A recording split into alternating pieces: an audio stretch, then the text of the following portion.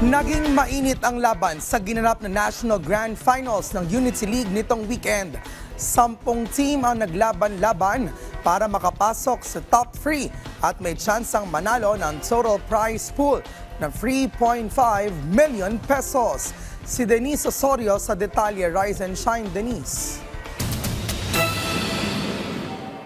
Malupit na bakbakan ang natunghayan natin itong weekend sa larangan ng esports dahil sa naganap na National Grand Finals ng Unity League Season 1 Mobile Legends Bang Bang. 10 team mula sa halos 1,000 nagrehistro mula sa Northern Luzon hanggang Southern Mindanao ang naglaban-laban para makamit ang top 3 na may total prize pool na 3.5 million pesos.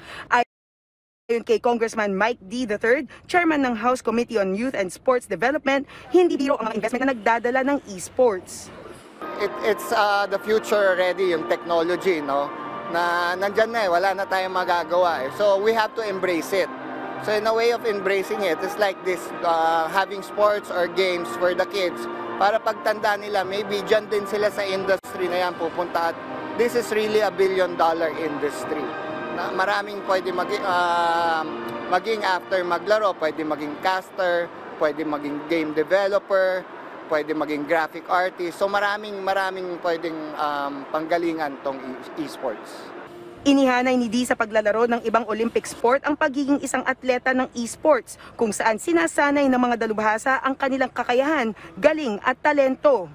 I think pareho lang kasi ang chess is an Olympic sports.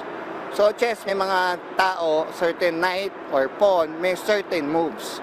So same lang dito sa esports, may kada character, may certain moves, and it's a strategy on how to win the game. Binigyang diin naman ni Philippine Esports Organization o PESO Executive Director Marlon Marcelo ang pagiging profesional ng mga atletang nakatutok sa kanilang electronic devices. Hindi raw maihalin tulad ang isang esports athlete sa isang naa-addict na sa laro at cellphone ng cellphone o puro computer ang inaatupag. Kasi yung athlete na nagte-training, they have their own set of regimen na hindi lang siya naglalaro ng 8 hours, hindi siya naliligo, hindi, different.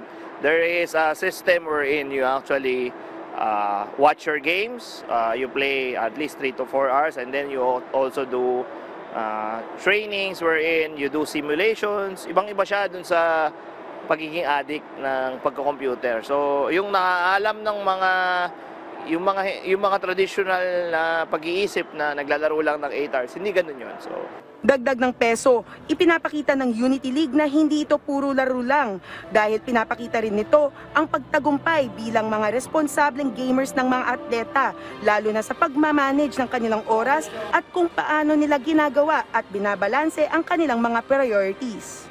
Practice responsible gaming. When we say responsible gaming, napaka-importante na you still do your studies, you still do your work kasi importante rin yung, of course, every other responsible athlete, you have to make sure that you spend your time properly.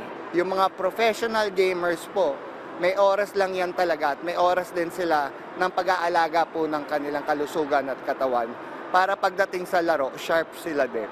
So parang atletang-atleta din.